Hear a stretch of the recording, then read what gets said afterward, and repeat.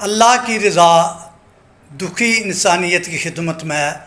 इसी माटो के साथ आज आपकी खिदमत में हाज़िर है। अल्लाह ताला की ज़ात ने दुनिया में कोई चीज़ बेकार पैदा नहीं की। आज जिस बूटी से ये होम्योपैथिक दवाई तैयार की जाती है, उसके मसले में मैं आपसे चंद गुजारिशात करना चाहता हूँ। एक बूटी है जिससे होम्योपैथिक क्यों इस्तेमाल बनती है। इस बूटी का नाम है दमासा। इसको दूसरे लोगों में सूची बूटी भी कहते हैं।